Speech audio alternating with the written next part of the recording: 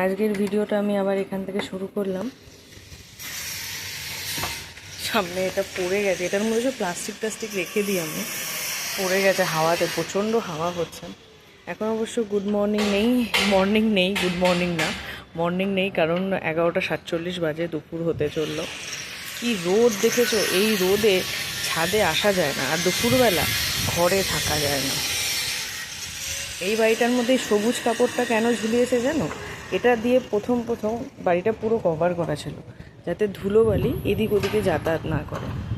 কারণ এখানে তো সবাই শহর অঞ্চল, বোঝাই যাচ্ছে, অন্য কারোর বাড়িতে ধুলো যাতায়াত আসবে, এতে অন্য কেউ মেনে নেবে না। এমনিতেই বাড়িটাতে যা আওয়াজ হচ্ছে, যবে থেকে শুরু হয়েছে করা, ওফ, আওয়াজের ঠেলায় পাগল আমরা। তার মধ্যে যদি এরকম ধুলোবালিও আসে তাহলে তো খুবই অসুবিধা হবে, কেউ মেনে নেবে না।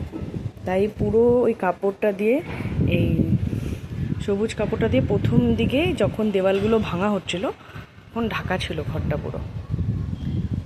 ওকে, আমার ভিডিও যদি ভালো লাগে তাহলে লাইক করো, শেয়ার করো, কমেন্ট করো। গুড নুন, বাই এভরিওয়ান।